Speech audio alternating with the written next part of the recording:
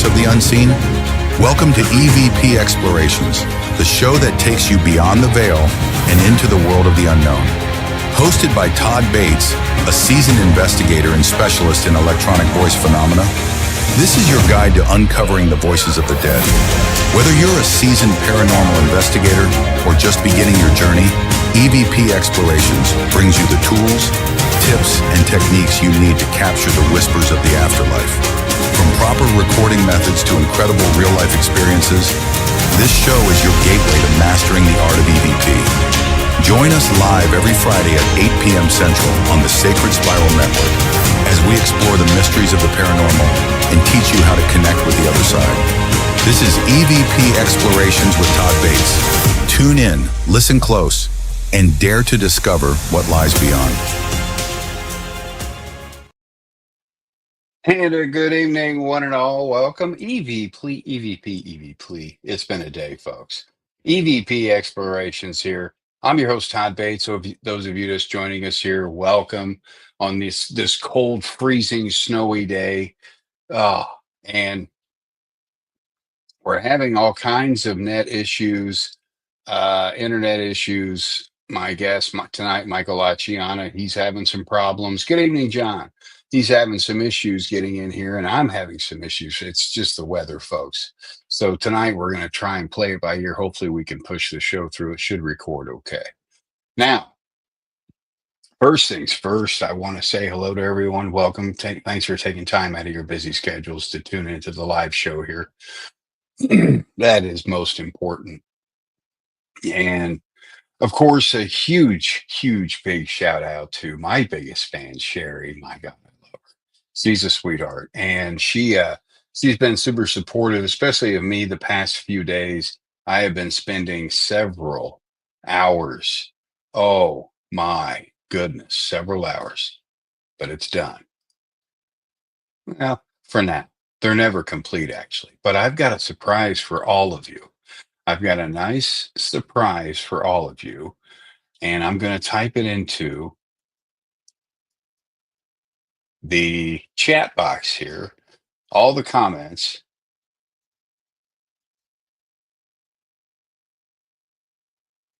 Yeah. And what I want you to do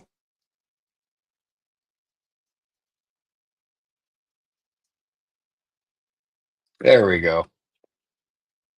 Now, the new website. We have a new website. Oh my goodness, it is cool. It's going to be fun. I've got all kinds of crazy things planned for that thing. But it is up and it is ready. The only thing that we're a little buggy on right now are the communications part of it, but we're going to get through that. But there's actually a session where you'll be able to upload your MP3s, WAV files, all that stuff too. All that's coming soon on the website. So, hey, I mean, a huge hello. I'd say, how you doing, my friend? Thank you for stopping by. Tonight we're going to be talking with Michael Chiana. By the way, get out there and visit the new website, evpexplorations.com. evpexplorations.com. Tonight we're going to be talking with Michael Chiana, an amazing friend of mine. I love Michael to death. He's a great person, great filmmaker, great researcher, just an all-around great guy. He's just amazing. And he's having some internet problems here, but we're going to get him on here in just a moment. But tonight we're going to be talking about EVP recording equipment and EVP methods, such as the question and answer method, your traditional methods. We're going to be discussing those tonight, giving you guys some tips and tricks that you can use out in the field. And you have to excuse me. There's something going around here. I think it's my turn. It's not feeling too good, but we're gonna get through this, folks. We're gonna get through this. So tonight, what we're going to be doing is we're going to be talking some equipment. We're going to be talking some recording methods and give you guys some tips and tricks and so forth on what you can do in your next investigation with none other than Michael Chiana, who's going to come on here in just a second after we take a quick break.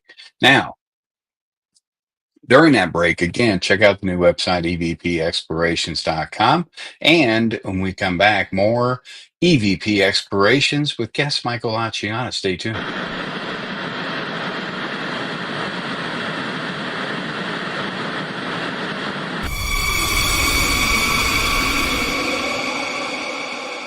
Are you ready to explore the unknown? Dive into the world of the strange, mysterious, and unexplained with Eerie Expeditions magazine. Each issue is packed with spine-tingling tales, cutting-edge paranormal investigations, and exclusive insights into hauntings, cryptids, UFOs, and more. Whether you're a seasoned investigator or just love a good ghost story, Eerie Expeditions magazine has something for you. Join our growing community of truth seekers and adventure lovers. Subscribe today at EerieExpeditionsMagazine.com and unlock the secrets of the supernatural. Are you ready? That's EerieExpeditionsMagazine.com, where the extraordinary is just a click away. Dare to discover.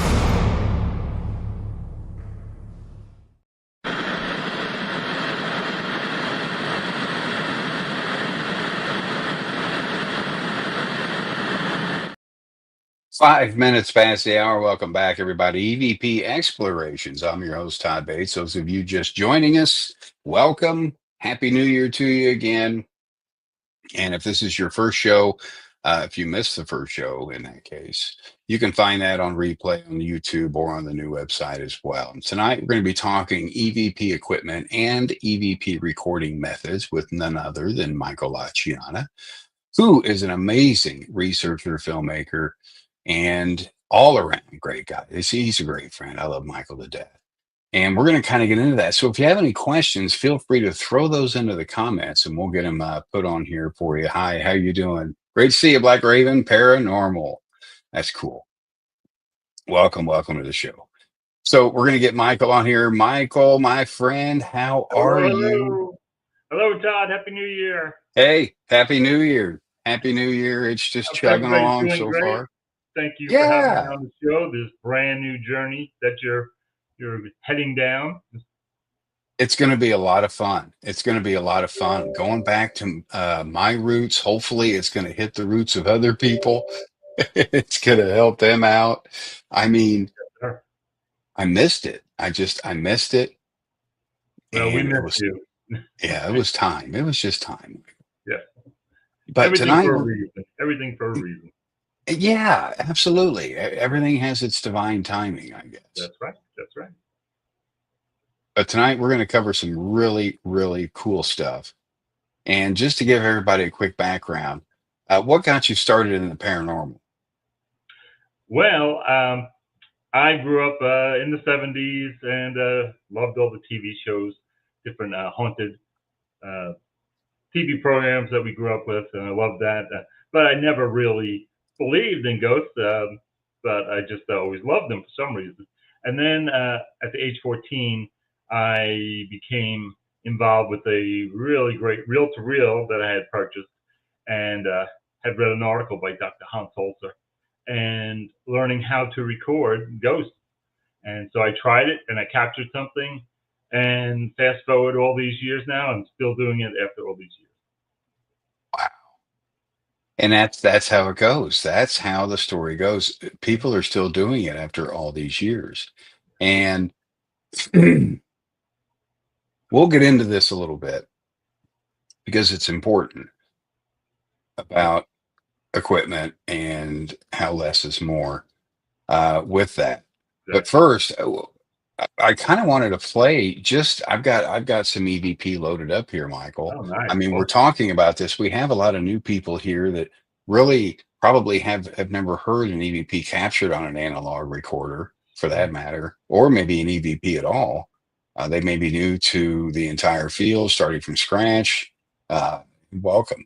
And what I want to do is play an EVP to kind of give them an idea of what you and I go out there in this field and search for. It's it's a fun ride. It's an interesting ride. It's an obsession. It is. As my wife It is said. an obsession. Very soothing. But this is what I'm not. This one's classified as a Class B. We'll go over the classification system tonight as well. Sure. But this is I'm not going to tell anybody what it says or anything. What I think it says, but this is an EVP captured in an old Quaker schoolhouse, just a random old Quaker schoolhouse in the middle of a field. And this is what we captured. This is what an EVP sounds like, folks.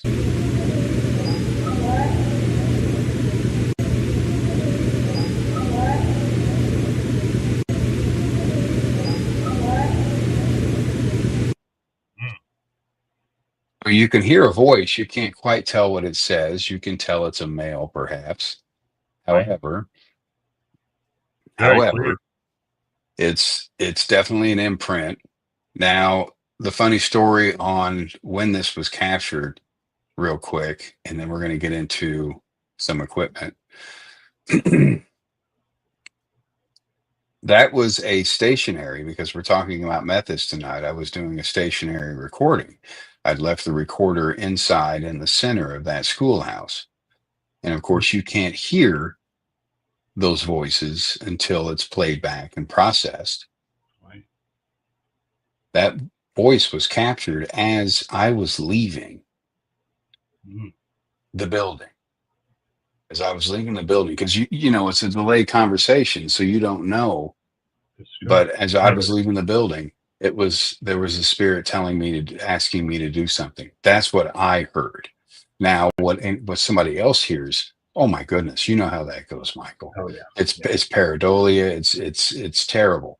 And it's really tough hear to different classify. things. You know, our brains hear different things than other people. You know, so, you know. Yeah, absolutely. And it's really hard to classify something like that. It's just not tangible. It's questionable. Hey, Todd, how you doing, my friend? It's just not questionable. It's questionable evidence sometimes, but it's a lot of fun out there. I mean, that's just what an example of an what an EVP is for you fine folks out there, in case you didn't know. But the equipment it takes to capture something like that, Michael, a true EVP, you need either a mechanical device such as a magnetic cassette recorder, or a digital device, digital recorder. Right. You know what? Without getting into models, because I don't do models. I'm not the models kind of guy. I'm more simplistic. Right. And some people they get so pissed off at me for that. But that's just the way it is. I'm simplistic. If it works and I get results with it, that's all that matters. That's all that matters. I think I think that the equipment calls to you. I'm more spiritually grounded like that, I think. Yeah. Oh, yeah. When I shop for a recorder or get a recorder as a gift, which both of these were gifted, see that is sentimental to me. So true. That has some kind of connection, I feel, as well. So who knows? I mean, as far as equipment goes. But what do you feel? I mean, what do you feel as far as equipment wise? Well, I love, of course, I started out with audio tape on a reel-to-reel, which I didn't even use a microphone with it. I actually plugged it into pure static and ran the tape for 2 hours. And that's when I captured something that blew me away. And so this was not even with a microphone. And so over the years, I always tried to use audio tape and little mini cassette tapes and different things like that. Wasn't as successful. And of course, when you capture stuff with on audio tape, it's harder to transcribe over to our computers nowadays. You know, years ago we didn't have these computers. I don't think I had my first computer until 1996. So I was doing this before then. So when digital came in, for me, it just made things so instant. You know, within instant, I can download things and start listening and reviewing, and it was crystal clear. So I love the digital end more so now. I think with the technology, and I was using. I'm leaning, my friend. Oh yeah, Everybody listening, I'm I was leaning. using the Olympus little recorders, the little $30 deals for years, and of course, then it had the little side port that you could plug right into your computer and download things. And I was capturing so many EVPs that I said I've got to upgrade. And me being having a background as a musician, and I used to work in some recording studios for demos and things. I love being around studios and big equipment and soundboards. So I upgraded to one of the most expensive Olympus that they had at the time, which is a PC Linear 10 recorder. I've taken that recorder around the world with me, and I've captured things that I couldn't believe. And when you take it on that investigation still to this day, it captures things more than anybody else's recorders on the location. So something about that recorder, just the quality of it is incredible. And so I love, Mechanics. yeah, I love that the quality of that recorder, and I've captured so many things with it. So if you're going to upgrade to some things, you don't have to go insane, but it is nice to have some real HD stuff. It's high quality. Of course. You know? And, not to throw this in there too hard, but with equipment, you can also get something too high of a quality, where it captures too much to where you're getting background noise from space. I mean, some of these microphones are Yeah, extremely sensitive, yeah, yeah, and you may not need all that. That may be, because a lot of that stuff is computerized these days. There's chips in there. You got to be careful on what a yeah, computer does to sound and yeah. sample rates and It so depends forth. on how crazy you go. Yeah. Sure. But I mean, everybody wants to capture that EVP with a piece of equipment that gives them a good, crisp, clear Class A. And I mentioned last week, Mike, out of all these years of doing it and all these EVP I've captured, I only have one that I consider that. Right. I'll be Olympus. I'll be Olympus. And yeah, Yeah. it was a cassette, but Yeah. Okay. but capturing them out there with the equipment, Sure. it's tricky. There's Yeah. methods which we're going to cover here later on, Oh yeah. It's but it's but it's hey, it's the work no that capture things, that's what really matters. it's no easy task to obtain some of this equipment, especially if you want to try some older analog recording. It's a little tough to obtain it, but I've seen them, and I'll tell you folks straight up, you can go to Amazon, you can get a cassette recorder. It's got a crappy microphone with it, Mhm. but you can get a cassette recorder for less than $30, and you can get a pack of 5 normal bias cassette tapes. They're $11. So use them wisely. Treat them like little bars of gold, and try it. Just try it and see if you like it. Get out there and try it. But of course, bring your digital too. Always have that as a backup because you can. Those things are endless, Michael. Yeah. Oh, I carry about 6 recorders. So I don't travel with a lot of people anymore. I'll mostly do a solo investigation or maybe one other person with me. That's it, because I'm cutting down on noise and people talking and things like that. I at this age now, I can't deal with it anymore. I have no patience for it, and so I keep it very small and very controlled and very serious. Serious investigators, seasoned investigators.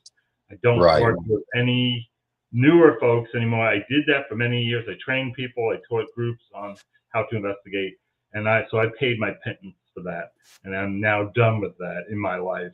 And now I just work with my close friends and core people, and that's it. Because I wasted a good 4 or 5 years with the public, training them and teaching them, and I was aggravated a lot during those times because the general public just doesn't get it and just talk and They don't yander. now. They'll ask 200 questions in 5 minutes, So They don't understand as much now as what they did back then. They were a lot more patient Yeah. back then. And it has changed to a quicker pace to where people want more now. But everything is gotta be the way it should be, because I taught of course EVP lessons for over 15 years, for crying out loud. So you know exactly what I'm talking about. Yeah. I do. Yeah. And me personally, I feel there's no such thing as a silly question or ridiculous question, but holy cow, do you get a lot of them. You get so many. And a lot of times when it comes to EVP recording, you're going to end up answering your own question. If you give it a moment, you'll answer your own question. But it's again, it comes with experience. You can't just grab a recorder, run out there and go. This is not what Michael and I are saying. Okay, you guys listen to this show and you're good to go. No, it takes experience. It takes some time. It takes study, and it takes consistency. It does. Like I tell people, learn your craft. It's like anything, like any field, any kind of job you're in, or career or hobby. If you're into cooking, learn from the best chefs and watch the shows and things like that. But, study, see who's really out there and who is doing really good work, and support them and follow them, and who knows, maybe eventually they would take you on an investigation. You would learn firsthand from them, and that's what I always offered to do. But the problem was offering it to the general public. I was letting everybody and their brother join, and of course they were always serious in the beginning, but then come review time, it would take me months to get these people to review their files from cases that I took them onto very active places. And so after a while, I just got fed up with that. I was like, that's one thing I did ask when people joined the group, that you do this in a fast manner. You can't sit on EVPs for a month, and then try and remember back, what was going on the location. You have to do it while it's fresh in your mind. Yeah, it's something you have to, and then if you're doing more cases, then you fall behind, and then you just can never catch up. So if you want to be serious about it, be serious. If not, then go do something else. Go learn how to. Usually it's a 48, 72 hour turnaround. Yeah. For something like that. Yeah. You'll start losing facts. You'll start losing dates. You'll start losing time. Yeah. If you don't. Yeah. What I want to do, I want to take a quick break, come back and continue this here real quick, Michael. So you guys hang in there. More EVP explorations on the way. Guest Michael Chiana. Stay tuned. Brace yourself for the Paranormal Rockdown, July 18th and 19th, 2025 at the Haunted Broadhead Manor. Friday night, rock out with Dead Amsterdam, Left on Red, and headliner Green Jelly. The music may not be the only thing shaking these walls. Rumor has it the spirits love a good beat. Will you meet one? Saturday, meet paranormal legends like Dave Schrader, Sam Baltrusis, and more. Enjoy thrilling workshops, tasty treats, and a live Zoom Q&A with Dustin Perry. Dive into the ultimate paranormal investigation with expert guides. Or join a spine-tingling seance with Sam Baltrusis. Tickets are limited. Get yours now for an unforgettable weekend of music, mystery, and chills.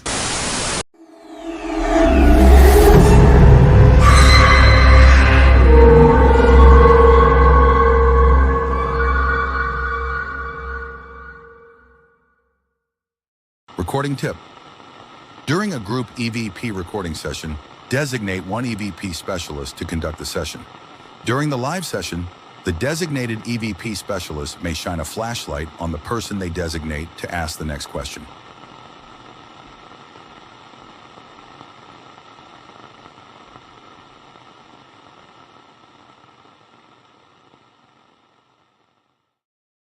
"23 minutes past the hour. Welcome back. EVP Explorations right here. Special guest Michael Chiana joining us tonight. Those of you just joining us, we're talking EVP methods and equipment this evening. So if you have any questions, feel free to just post them down there And we'll get them lit up here on the screen the best we can. If things get a little crazy and stuff, you guys are normally really good with just listening, paying attention, and all that fun stuff. But we want to see some comments and fun stuff too. That's what it's all about, is interaction and sharing. So, Michael, welcome back. Goodness. Now, we were talking about some of the equipment, whether it be analog, whether it be digital, and how you're drawn to it, just to kind of reiterate a little bit here and catch people up that are just coming in. But we're kind of talking about the equipment, and we're going to touch on methods here coming up next hour, because we're going to be rolling for a couple hours tonight, or you know, we're going to pull it maybe 90 minutes, something like that, folks. So it's going to be a good show. So get those questions ready. Definitely get something to drink, get comfortable, get in a comfortable spot. Yeah, you're going to want that. You're going to want to take some notes too, or make sure you listen to the past shows as well. That way you guys can get a little refresher on some of these things we talk about, because they're not complicated. And you're going to see just how simple it is, right, Michael? I mean, it's not hard to gather the equipment. It's not hard to get out there and conduct an EVP session, or a paranormal investigation for that matter. It doesn't take rocket science. It takes common sense, motivation, and consistency. Patience. Takes a lot of patience. Oh, yeah. You said the key word, patience.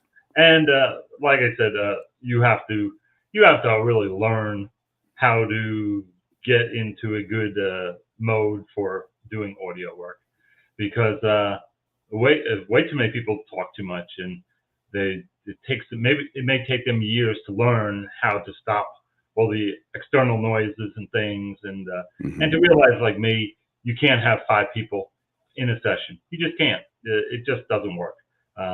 You're never going to be, if you were to capture an EVP, you wouldn't know, because out of that group of 5 people, somebody is going to talk or whisper, and there'll be some kind of noise. But the number one rule that we always tell people in groups is no whispering. And what do people do? They whisper. Yeah, they whisper. So how are you going to know what's an EVP and what's not an EVP? So yeah, that's for me, over all these years, I just find that you have to get really, really stringent on going into a location, staying quiet, and just very quietly asking questions. Don't overwhelm these spirits, because these spirits are not happy that you're probably there to begin with, or have to get used to you, or are frightened of you. So, so I think that's the biggest thing that people have to learn. And over time, and I've met some really young people that are so good and are such good investigators, and just fall right into it. So it's not an age thing. It's just you have to be serious about it. That's the big thing. Yeah, it's not for everybody. It's, you know, this field is definitely not for everybody. No. So if you're feeling kind of wonky in it, you may want to step away. Yeah. And, you know, like I said, it requires some equipment, which is inexpensive to get started. But it's discipline, common sense, folks. When you're out there doing these things, don't just go busting into a cemetery or kicking somebody's door in from an abandoned house. Use common sense. Get permission. Always get permission before you go to any of these places to record. Right. And, you know, thank them for allowing you to go there to record, wherever it is, whether it be an abandoned building. It doesn't have to be an abandoned. It can be a brand new home. It doesn't matter. You can get a haunting anywhere. It could be a Dunkin' Donuts. Believe me, there's spirits everywhere. So it's not just not in these places that we think are haunted or branded that it's haunted. The spirits are everywhere. So they are. They're everywhere all the time. Yeah. So also, you know, when it comes to equipment and recording methods, you can record any time during the day, during the night. It doesn't matter. The activity sparks just as well. It's just at night, it's a quieter backdrop. Yeah. You have less to contend with at night. However, during the day, you know, it's louder. You have more traffic, so you don't want to go to a courthouse in the center of the square to do a recording session in the middle of it. Just use your head. Yeah, You yeah, agree? you're right about that. But time-wise, there is no such thing as 3 a.m., the magic hour. That's Hollywood. That's all BS. But like you said, it is quieter, and you don't have garbage trucks, with their beeping, backup sirens and things like that. So yes, it is better for that. Yeah. Yeah. I mean, and, like I said, with the equipment, you have a cassette recorder, micro cassette recorder, whatever. Those things are fun too. Micro cassettes. I haven't played with one of those in a long time. I got one right here in my drawer. It's Sherry's. God love her. She's got all the fun stuff. But with the recording devices, no matter what you get, the digital recorder, I find the older the better. The older ones, I miss the old RCA brand. All those fun recorders like that. However, they've come a long way with them. Now, getting into the equipment to get it on the computer, because most people are going to ask, okay, I've got a brand new digital recorder, and this is controversial what I'm about to say, but those, I have a brand new recorder. It came with a USB cable. I'll just upload through that. I never have. Not that it could do anything, which it may not. I'm always, I want, when I upload something to the software program I use to the computer, I want to use the most raw means necessary. And to me, that's an old audio mail-in to mail-in patch cable. You plug one in, and a lot of computers have them. They have a line-in jack. They have something similar, microphone jack even will work. Some don't these days, but you can get adapters. You can get adapters to do anything, Michael. That's right. But with that cable, you can still upload it with that raw signal from the cassette recorder or digital recorder, however you like, whichever one you like, and it'll be in its rawest format in a good wave form instead of an MP3. You want wave form when you process your file. That's the raw, most raw it can be. See, an MP3 compresses it. So it's compressed.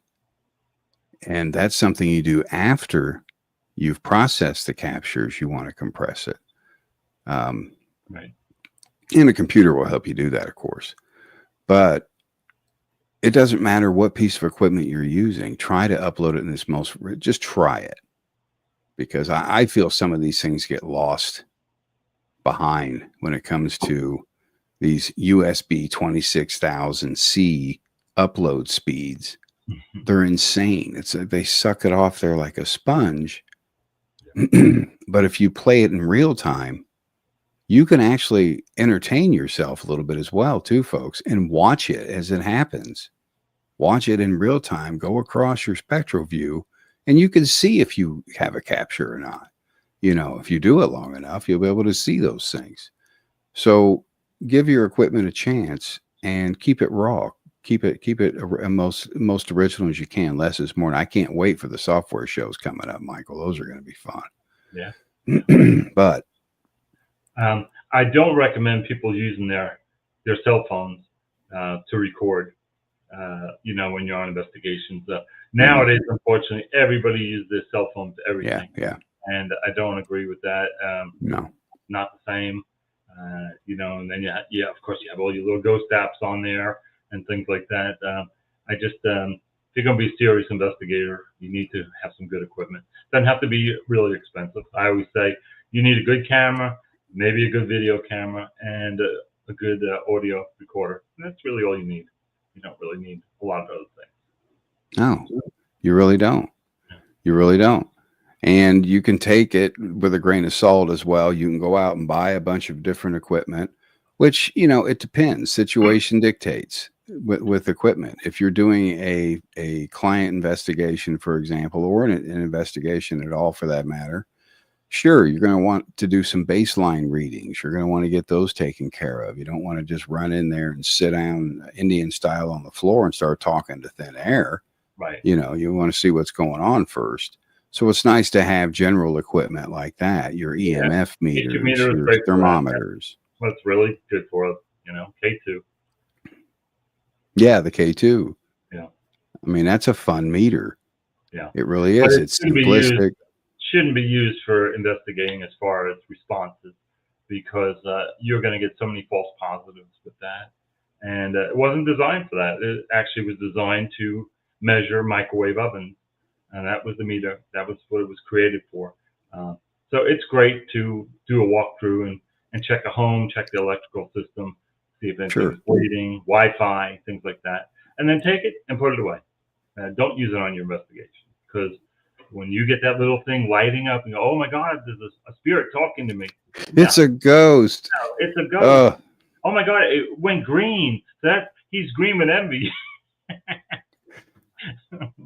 Yeah, it's Yeah. with the different meters. I personally use the Tri-Field Natural EM meter. I love that meter. Excellent meter. It's just and that's giving you natural readings, Yeah. out of the earth, so.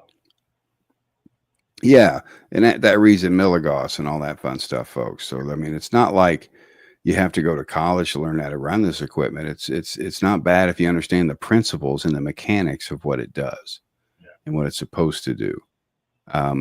Then you can proceed with it.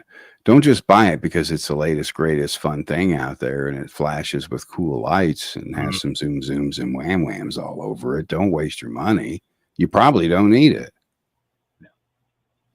So but just be careful with the equipment. With EVP recording, which is what we're discussing, less is more. Recorder, notepad, because I try to keep my device, my mobile device, any device that can give off any kind of signal, even in airplane mode, I try to keep it away from me, away from the area that I'm investigating, just in case. You never know.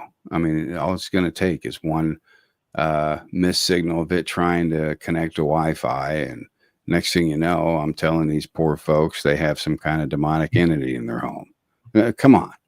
It's not how you want your night to end. No. So try to eliminate those false positives right away. Use your brain ahead of time. That's all. That's all. Because it's not hard. It's not hard to go in there and set it up, get your recorder, and do, we're going to touch on some methods. We're going to start those here in just a few. Get your recorder and just go for it. Don't question yourself. Get your mind clear, get your mind open, and just start asking questions, or start doing the recording method you're going to use. You just have to do it. You can't really hesitate. You can't procrastinate either, especially when you're done. And especially if you have a client reveal you have to do, my goodness, get the evidence turned around within 24 to 72 hours, for crying out. I know people have busy schedules, Michael. We all work and get out. We try to get all this stuff done, but if you can't do it, you gotta make time somehow. You gotta make time. Yeah. People don't realize, if you have 3 or 4 recorders, there's 20 hours of review right there. People don't realize that. So, and you have to sit there and listen to every second of it. So every second. And I used to have people in these public groups that I would ask them. This one person that was with me for like 4 years, she never caught one EVP in all the places that we went to, and we were all capturing all kinds of things. And I would say to her, I said, "Well, how are you reviewing?" "Oh, well, I do it when I'm at work." I'm like, "Well, you work at a hospital." She goes, "Yeah." I'm like, "So you're sitting at a desk where people and patients are going by and running around." And I said, "So why do you think have caught anything?" I said, "How could you even hear it?" Yeah. Yeah. Like I said, you just have to take it seriously. Otherwise you just and people think that they're taking it seriously, but you really have to be in a quiet place, no distractions, no TVs, no. Mm-hmm. family members running around or animals, so you just have to, you have to learn to be disciplined with it. Well, I think a lot of the runners that are coming in and acting a fool, I'll say, ridiculous with the fake hauntings, fake evidence they're throwing out there. I think it's a matter of time before they're flushed out. There's enough of us good veteran researchers that will help if needed. And we've got to flush this out. And I ranted a couple days ago on a few things. You have to, because if we don't focus on what we're supposed to be doing at the end of the day, we're here to simply find out if there's life after death at the end of the day. If we're losing focus of that, which we are, and folks, I get it. The cons are cool. I get it, but they're not everything. They're not everything. They're not that cool. Trust me. If you put a bunch of people in a room that are all like each other and have the same egos, then yeah, they're having a great time. But you go through that room, and who's real investigators and who's passionate, and you're going to see about 1%, and the rest are all. And that's the problem. I've seen enough. I've gone to enough cons to see enough that I don't need to go to them anymore, because like I said, I'm not into celebrity, whatever, paranormal celebrity people and this and that. And there's some really great folks in the field that have been on shows that are really very good investigators. And so sure, they're out there. Absolutely. Down at all, because there's some folks that came off the show, Ghost Hunters International, which I thought was a much better show than Ghost Hunters. And the people that were on those shows were in some of the best locations all across Europe and different countries. And they were really great investigators. And even to this day, I still think they're really good investigators. And they weren't playing a role for that show or any other show similar to that. So I do believe that I don't like to put anybody in one group, because I don't think that's fair to do that anyway. Right. Yeah. No, I agree. And all we can do, like I said earlier, is take all this with a grain of salt. Hopefully it spins around, the egos drop, people get down to the focus point, which is getting out there and helping people.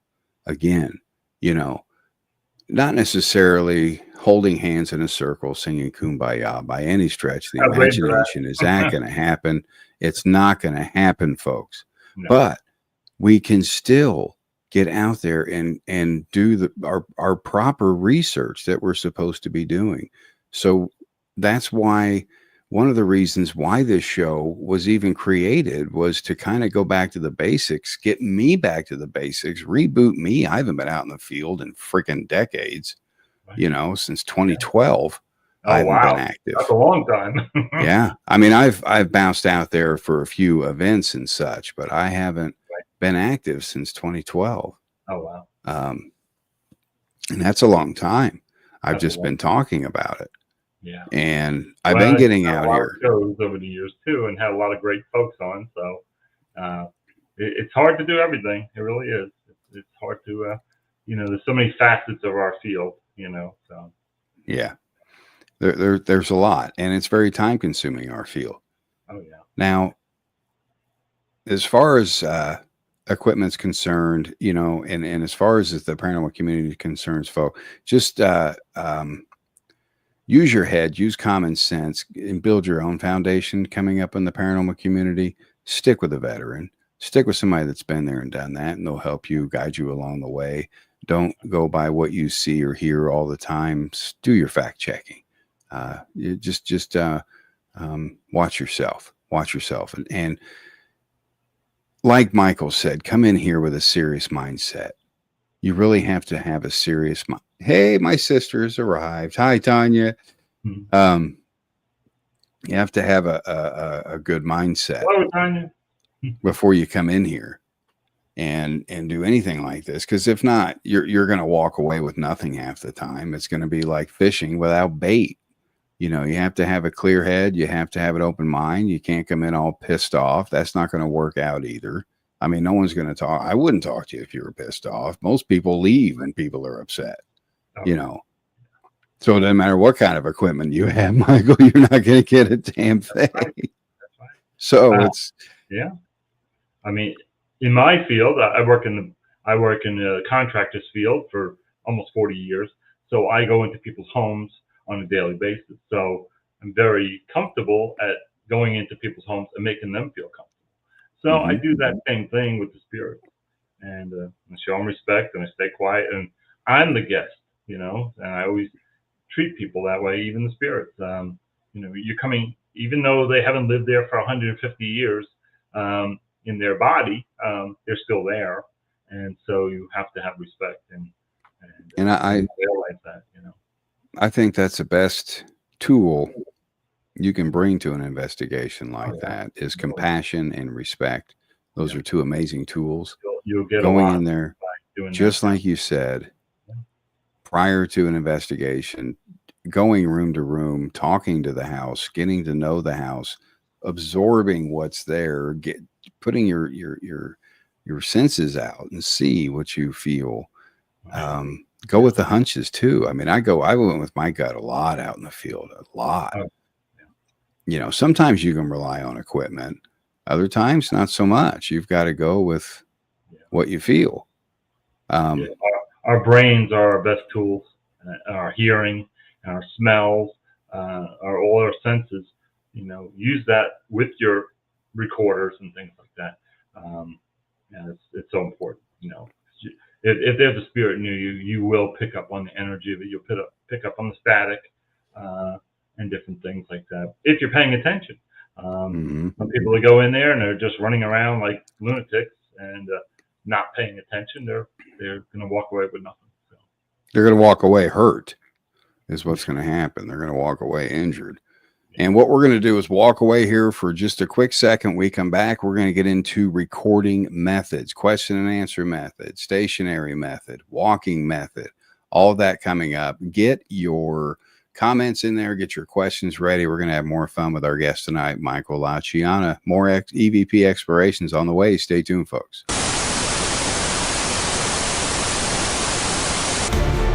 Introducing The Haunted Voice by Todd Bates, a powerful autobiography that takes you on an unforgettable journey through life's darkest struggles and most hopeful triumphs.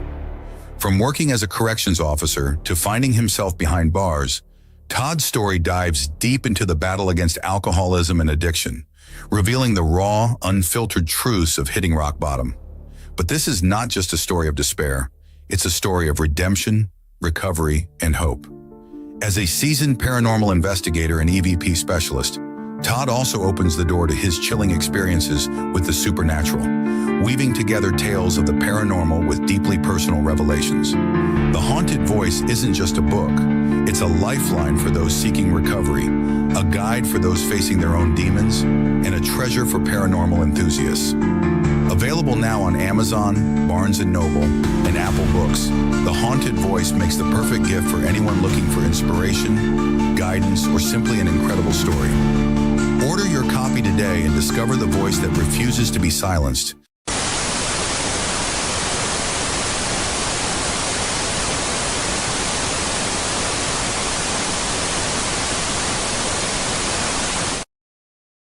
"47 minutes past, folks. Welcome back. EVP Explorations. I'm your host, Todd Bates. Those of you just joining us, we're talking with our guest, Michael Chiana, tonight, the Heritage Hunters Society. I mean, so many. We're going to get into so many of what you do here toward the end. My goodness, Michael. Right. You've got a lot of projects going on.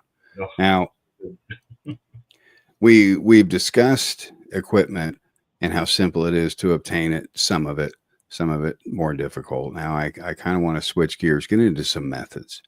EVP recording methods, simplified. You have your question and answer method, you have your stationary method, and you have your walking method. Most people enjoy the question and answer method. I mean, the situation dictates for each.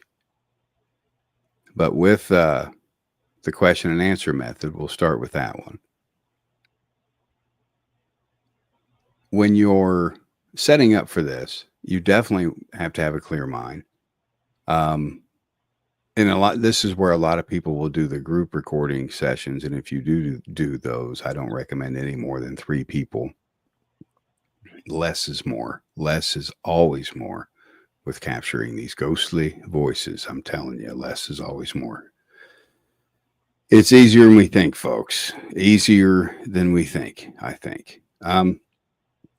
Anyway, getting into the question and answer method, Michael. What are some tips and some techniques that you can share with your experience with this method? Well, it's great to get if you're dealing with a historical location and you want to know who the owners were, what the past was, maybe possibly what the possible haunted activity was being experienced by the owners that are there now, that actually brought you in to investigate. Get all that information, then do your own research before you go there, just to see who family members were and things from the past, so that if you do capture a name, say a woman named Sarah, and there was a woman or a grandmother or somebody named Sarah, you can connect those. That's always good to have that historical information. But then again, I like to also sometimes go into a location blank and not have any knowledge of the location other than maybe the age of the home. And I'll go in and, it's nice to have standard questions, but after a while that gets old too, asking, tell us your name, do you know you're dead? All these different questions. So a lot of times, especially if I go in on a solo case, I won't ask any questions. I'll go in, I'll set up everything, I'll get really comfortable somewhere, and I'll just sit there quietly.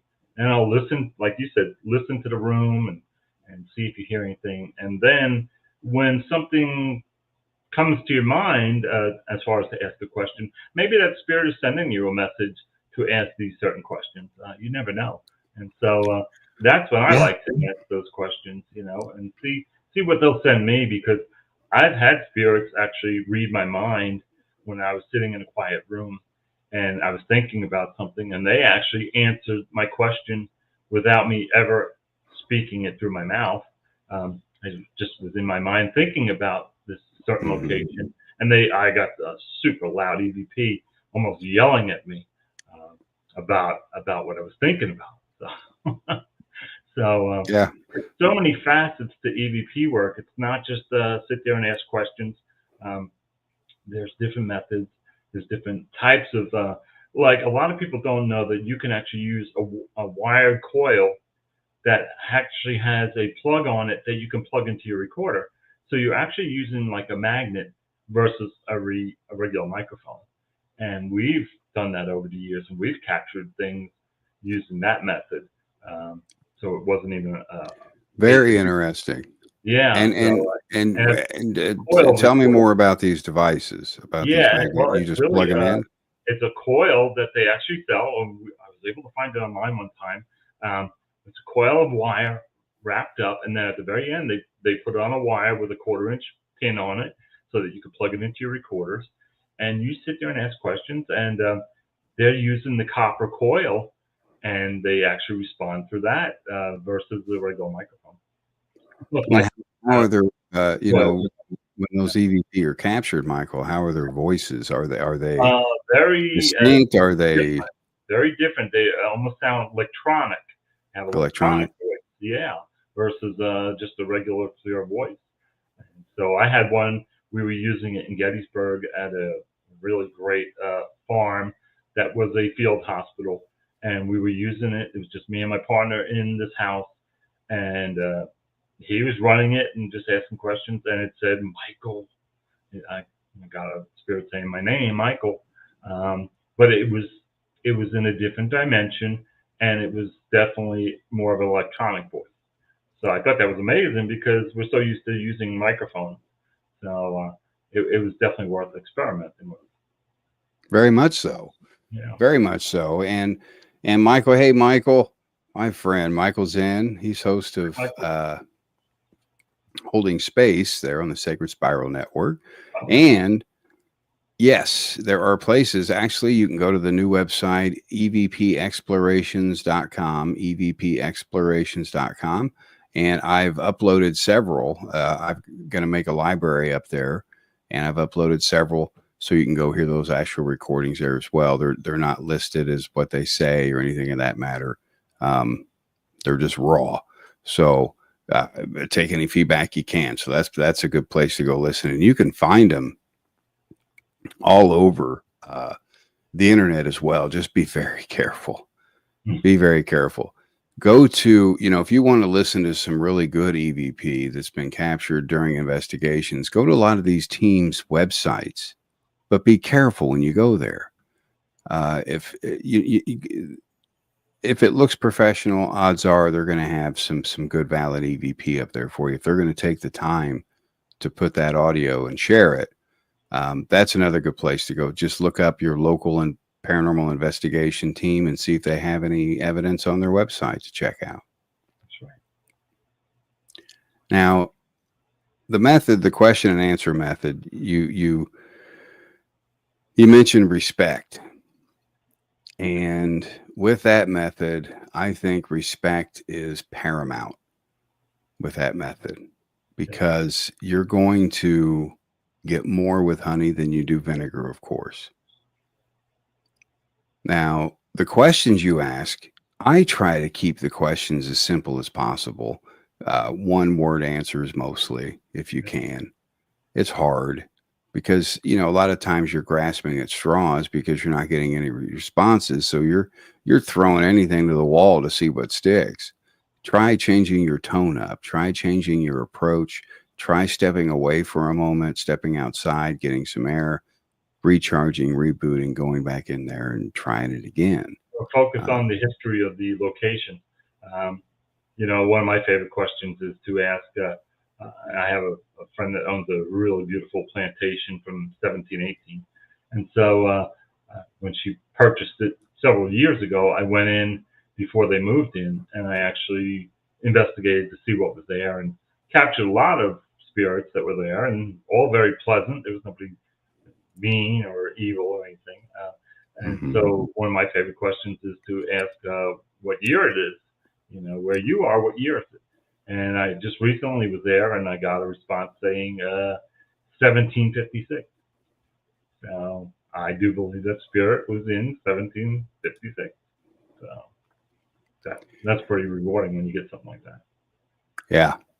Yeah, that's very rewarding. I mean, that's and I touched on them last week, the personal experiences that people have when they do these recordings and capture these voices. Some of these are so beyond profound, personal, and intimate. There was one in particular, an EVP capture of a little girl that I couldn't recognize the voice. I didn't know. It was from the schoolhouse again. Somebody had visited with the team and wanted to see what it was like, and get back, and they watched me process it and analyze it and so forth, get the end result, and they listened to it, and she started crying. The mother did, and immediately recognized that was the voice of her daughter that had passed. And the mom seems to think that the little girl was saying, "That's my daddy," because they were both there.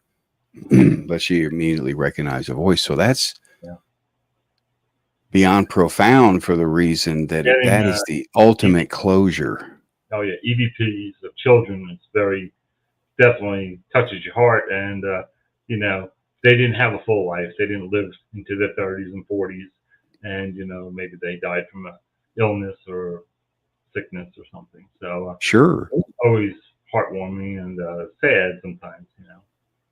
It is, and those it's an emotional game. It's a roller coaster. And Black Raven Paranormal's got something here to say. They say I do the general Q&A. Hey, Marty. How you doing, based buddy? on historical information to make a connection, but will also inquire as to the afterlife and what it might be like, because someday I'm going to be there too. Holy cow. Does that make sense? Thank you, Marty. Marty is Awesome man. comment. Marty is awesome. And that makes so much sense. And you we lose sight of that when we're out there doing it in the field. We lose sight of that a lot of times because we're so hyper focused on getting that EVP, getting that ultimate photo, getting that wonderful video footage. But you know what? We may be chasing something we're never going to get. But boy, it's fun. It really is. And it's satisfying in so many different ways because of the personal impacts you have, the personal experiences, the things you can't explain. It just brings you closer and closer and closer to this field. And it's that's why I envy a lot of mediums because of that, because they can communicate with a lot, and we need machines, you know, and it's a choice. I think it's a choice. It's a choice for me. I think I shut it off, but regardless, with the question and answer session, with recording in general, respect is key. And no, don't provoke. Don't even. I don't even want to start that topic. But my goodness, that's not going to get you a thing, folks. Don't yell at them for the love of everything holy. It's just not going to. Now, and Cy Bell here, he's got a comment. I do the general cute. Oh, that's Marty too. Okay, sorry. There we go. Raven Paranormal, good friend of mine. We've investigated many times. All right. He was in my cool. Squire episode as well. Oh, cool. Yeah. See, that's cool. I mean, and that's what I like to see in this community is teamwork like that. I mean, it's, and I've just to put it out there real quick. I mean, I've been through a lot of social media accounts the past week and a half, 2 weeks. I'm so sad. I'm just sad. But I know that this too shall pass, Michael. And all you folks listening, this too shall pass. What makes you sad? What are you seeing that's making you sad? I don't see any more, hey, we're fueling up the car and getting some batteries before we head out for our investigation tonight. You don't see those anymore. You see, hey, going to Paracon 12,000. Hey, gonna stay home and watch whatever. You just don't see them anymore. And it used to be fun seeing those. And you'd go to their websites and you'd look at their evidence and you know, hey, I wonder what they're doing. I wonder how the investigation's going right now. Yeah. Man, we used to have that itch, Michael. We used to have it. We all did. Where the hell did it go? It's still there. It's just, you know, there's different phases of the field. And to me, there's just core field. That's people like us that have been doing this for years and just are focused on what we do. And then there's other ones that it's a social thing. And it's like, all right, every weekend we're going to be at a different event with 20 people or 200 people, and we're going to be investigating this location and this and that. To me, that's great and all, but it's more of a thrill-seeking thing versus real investigations. Real investigations are not you're not having all these number of people in there. And I grew tired of seeing the paranormal community separate. Yeah. Because, you know, you have enthusiasts now, you have Oh, we lost him. All right, well, I'm going to take over the show now. This happened to me earlier. I lost it and Todd had to wait for me.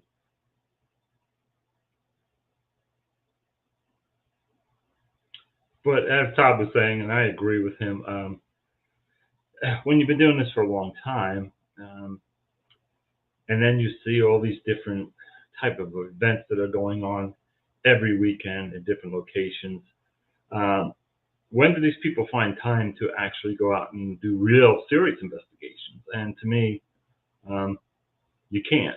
You can't. If you're spending every weekend traveling from state to state to state, going to different conferences and things like that, and, big events and things like that. It's not true investigating. True investigating is more personal and more quiet. So I've been keeping it going, Todd. I've been doing Michael, thank you so much. This storm has wreaked havoc on everything. The ice, I was just sharing my feelings about your sadness on what I see out there, and there's nothing wrong with folks that want to go to the conferences and this and that. That's great, but I find that everybody wants to get their picture with their little celebrities, and then they post it on their pages, and so now that's credibility for them. I always say we are not the stars. We are not the celebrities. No. We're just the investigators. We're the workers. The only people that are stars in my book are the ghosts, and the people that have been around for 150 years that are at these locations. That's the stars. So everybody else that's out there on a big TV show and this and that, get over yourself. Get over yourself. You drop the ego. Pick up the recorder, get back in there. Yeah, I mean, if they start making big paychecks, they're never going to go back. So, and there's only a few that make several $1 million, and we know who they are. Sure. Most of the other folks in the field don't make a lot of money, but they'll go out and they'll make a good chunk of change on it, going to a conference weekend or something. And that's great if that's what you want to do your thing. But yeah, but just don't let it taint your mind. Don't carry it with you. I don't let it bother me as much as what I used to, because if I do, it's going to taint anything that I do. It's contagious. It's like a virus.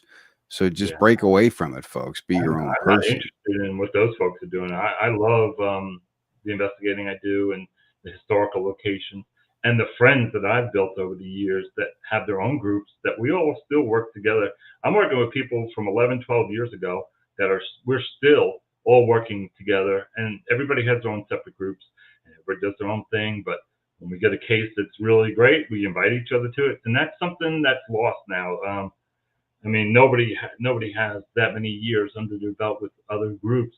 Like I'm very blessed to have that, and I work with about 5 or 6 different groups that are just really amazing, and everybody has their own way of doing things.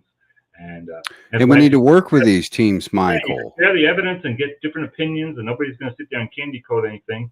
If they can try and debunk it, that's great, especially if they were there on the location, because I never try and share evidence with people for debunking that. If you weren't there, well, what's the point of you even listening to it as far as trying to debunk it? I like people that were actually there on the location, and maybe they picked up something else, or they recorded something else. That helps. That you could debunk, and we try and debunk everything that we possibly can. And when we can't, then we decide what's good evidence and what to throw out. So, but that's what I don't see as much anymore. And even years ago, back in 2005, 2006, when I started working with other groups, that was nice to see that back then. Then everybody got involved with TV shows and this and that, and wanting to be famous, and so many people that I've seen in the last few years that were just little people going to conferences. The next thing, they were buddy with everybody, and now they have their own little shows. And I'm like, yeah, okay, whatever. You just what I do, Michael. I just go with the flow, my friend. Right, I go with the flow. And I don't let it affect my mentality or my drive, my motivation, my purpose. I don't let it affect that, because I want what I want and what I feel I need. Right, that's important. And I recommend everybody doing this as well. I mean, especially in the paranormal investigator community. My goodness, it needs shaking. Try to ignore what you can. Do your own thing. Pay attention to what you're doing. Do it correctly. And if you don't know how to do it, ask somebody. Ask questions. No one's asking questions anymore because they run right to freaking YouTube. Not all of your answers are going to be on YouTube or Google. Yeah. You have to live them. You have to experience them. You have to try them, like these methods, for crying out loud. These methods are not complicated by any stretch of the imagination. They are extremely simple. We cover the question and answer. We nailed it. And you keep your questions to a minimum. A stationary method, which is probably one of my favorites, is the stationary method, which what that involves, folks, is going to a location with your recorder and simply setting it on a table, a stationary device that's stable. And you want to have a couple, running for a stationary session as a backup. But you keep that setting on that stationary location for up to 30 minutes or so. Just remember, you have to listen to all this. This isn't something you just zip up there, listen to 20 minutes. Oh, there's nothing on it, and then walk away. No, from start to finish, because a lot of times you don't get stuff till the very end of a tape, Yeah. and or a recording as well. So you have to listen to every single thing there. So the stationary session, that's good for capturing a lot of residual kind of voices and things as well. Oh yeah. Because it sits there, it does its own thing, it does the work for you while you step out of the location. Try not to stay in the same room. I know you want to keep things as credible as possible, but if you're in that room, you may move your foot and make a noise and not note it. With a stationary session, no one is there to note those natural sounds that come through the naked ear. No one's there to note those. So you have to be prepared for false positives. You have to train your ear in the end. And I know Michael will agree with me. You got to train that ear, because you're going to start hearing all kinds of things. After 30 minutes, especially of listening to a cassette tape, don't listen for 5 minutes, take a break. But with the stationary session, you're going to hear a lot of silence, and that bores a lot of people. And it rips the motivation right out of you. It really does. But I promise, I love it. Once it comes through, I do too.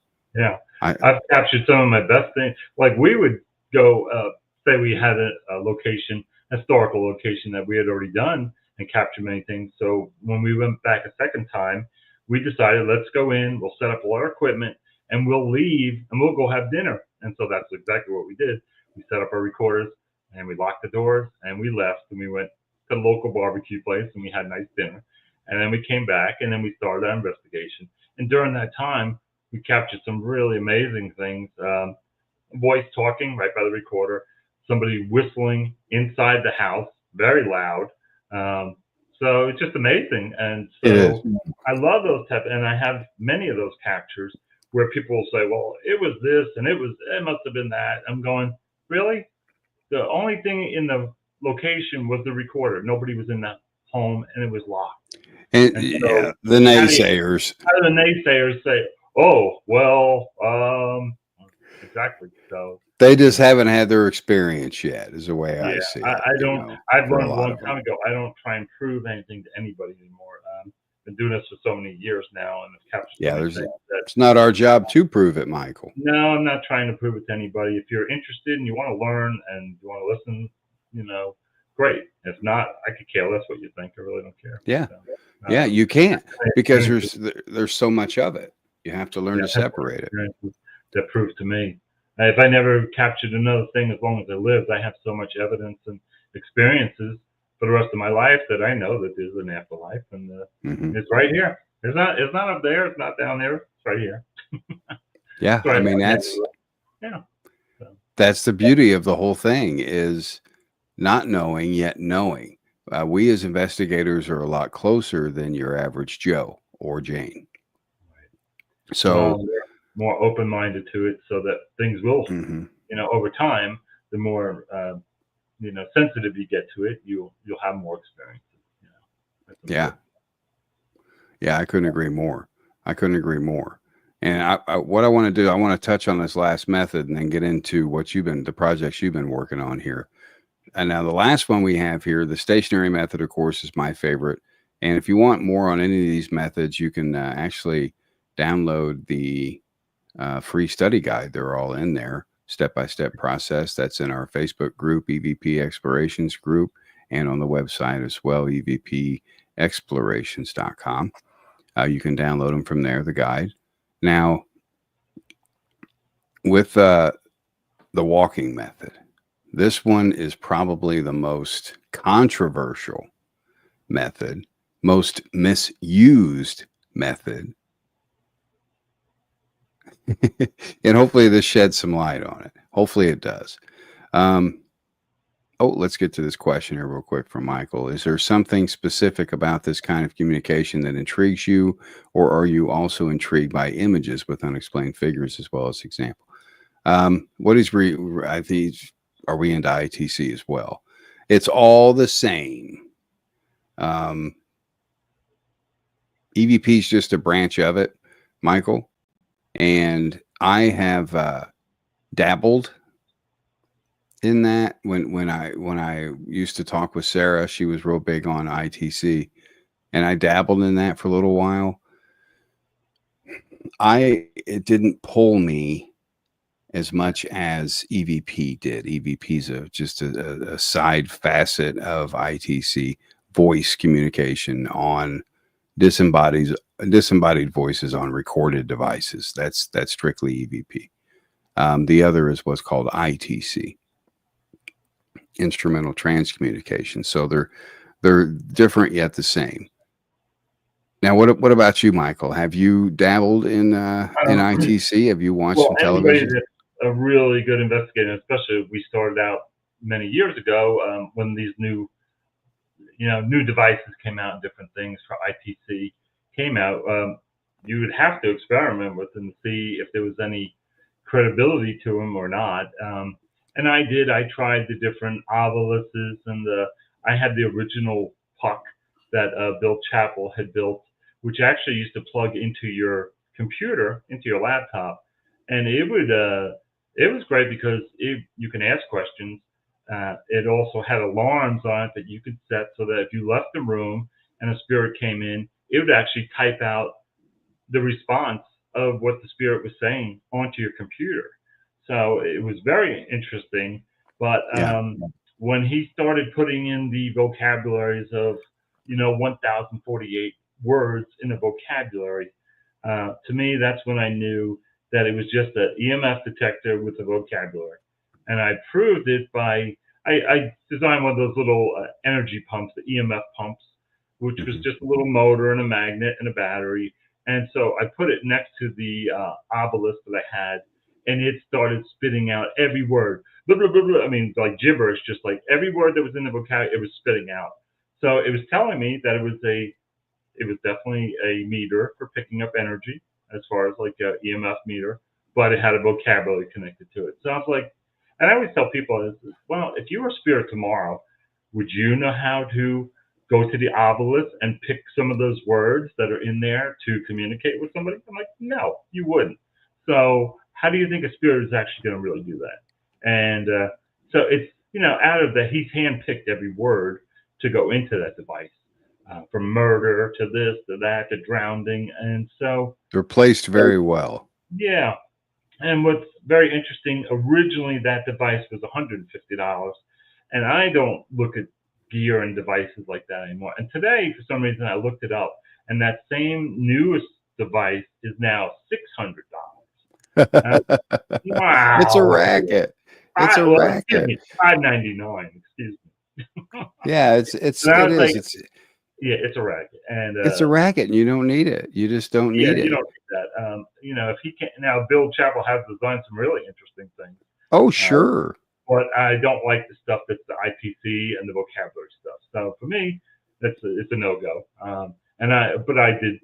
I spent my money over the years, and I experimented with them, and we took it to locations, and we kept getting the same words over and over. So we're like, this is just repeating itself. So yeah, it was gibberish and things like that. So yeah. And there's a lot of devices out there. There's, so I tell people, I love real recordings. I want to capture, and 99% of what I capture is intelligent. It's very rare that I get residual. When I get it, that's great too, and I can tell the Sure. difference. But I love to ask a question, and I love to get a response, and then I can listen to the voice, and I can see is it a younger person, an older person, a child. I just it's the most fascinating thing in the paranormal, other than photos and video. I love all those as well. So yeah, and so anybody that's getting into the field, the EVP is always the simplest thing to capture first, and so that's why it's a great place to start. And when you do get some really good, clean recordings, if you're the right person for this work, you'll be fascinated by it. Very fascinated by it. Very fascinated by it. And like we were talking about the walking method, there's a lot of walking in this field. A lot. A huge amount of walking goes into the field. And that's par for the course. But with the walking method, let's cover this here because it's important. Just because it's titled in the walking method or walking method does not mean you walk with the recording device. Please do not do this. Don't throw it in your pocket. Don't put it in your purse. Don't hold it in your hand while you're walking because it's all tainted at that point. It's all false positive. Grass, leaves, air, wind. It doesn't matter. So many sounds are generated. You're breathing. Yeah, you're breathing. So many sounds are generated when you're walking.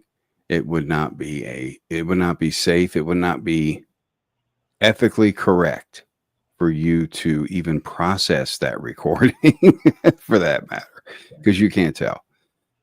You want a controlled session with the walking method. With the walking method, you want to walk to a location, record, perhaps do a quick question and answer. This is where you can, combo these methods and do different approaches. And you simply walk to the area, set up your next. If you're going to do a stationary question, answer. Or you can walk there, do a 60-second, 2-minute burst, something like that.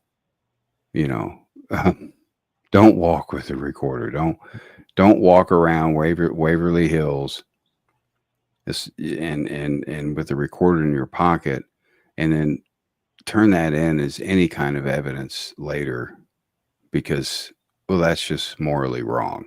It's just not right. Well, and a lot of it's there is a way around this. And anybody seasoned, I'm sure, has done this. You can buy a really good lapel microphone that clips on your hat, and it runs a wire. And you can run it down into your pocket, and you can put the recorder in your pocket. And you can. I still wouldn't trust it. I've captured some really good because you're not touching this microphone. It's right here in front of you. You don't pick up any of the movement of your body and things like that. So it's stabilized. Yeah, it's stabilized, and I've captured a lot of really great things. Well, you're not jogging and running upstairs and things like that, but it is something to try. If you want hands-free and you don't have to, you put your recorder on. You can actually, most recorders, you can put it on record and then push the lock button so that it won't turn off, and basically put it in your pocket, and it does work well. So good practice. So there is a method to walking. Yeah. There's methods to it. There's methods to all those things, and hopefully it helped you guys tonight. Like I said, there's all kinds of different resources out there other than YouTube. Look at real document. Read. Go for the things that have words in them. Usually, those produce nuggets of gold, folks. Yeah, but Michael, I mean, it's been amazing having you on here. Thank you. And I want you to tell folks about your new projects you have going on. You've got a new podcast. You've got a new film out. Get it out there. Let these folks know what's going on. Well, originally, I started several years ago putting some shows together for Prime TV. I felt it was a good place to actually put documentaries out there. Facebook wasn't a good place, and YouTube was so-so as far as the armchair experts out there in this world. So my first episode came out back in 2021, The Country Squire Inn, which is out on Prime uh, still, and it's a really great investigation documentary. We spent several years investigating this location, and that's what I do with most of my cases. Is I don't spend a weekend or a month. I'll spend 2 or 3 years working on a location Sure. to capture things. I like to bring other groups in to work with them and see what they capture, and just really see what we can cover this place. So that was the first episode that came out, and that's Journey Through the Past, The Country Squire Inn on Prime. And then in the last 2 to 3 years, I've been working on my second episode, which is The Ghost of Tom Dooley, which has just come out recently. And that's on my YouTube channel, Journey Through the Past TV. And you can see Tom Dooley. It's doing really well. Just put it out, and it has almost 4,000 views. And it's a true Good for you. Lover's Triangle murder mystery here in North Carolina in the 1860s. And we actually went and investigated the old jail where they held Tom and his other lover, who was accused of murdering one of the other cousins. And we did capture some recordings telling us who did the murder. So it's a fascinating case. You do good work, and Thank you so much. you know, the things about your work, Michael, it's authentic. Thank you. Okay, there's no crap in there. It's authentic. It's history at its finest. You do a great job capturing that history and portraying it, and the evidence that you capture as well with it. It's motivating, and I wish more people would watch shows like that are educational, because there's a lot of them out there that are really good, folks. Do what's been out there all these years, because I don't like to watch investigations where people are just sitting around asking questions. To me, that's why I like doing more of the documentary type thing, more interviews with people that actually were at these locations and had these experiences over the years, historians, staff members, owners of the property. I love to hear people's actual experiences, and then to go in and capture things. I love to share the evidence, but I don't want to spend a lot of time watching us sitting in the dark with our recorders asking questions. I'll show maybe a few little segments of it just to show what we do, but other than that, I want to show the history and what we found. And so love doing this newest episode, which is out. I still have 2 more to do for Journey Through the Past series. And the last one will be Gettysburg, which I captured many things over the years there.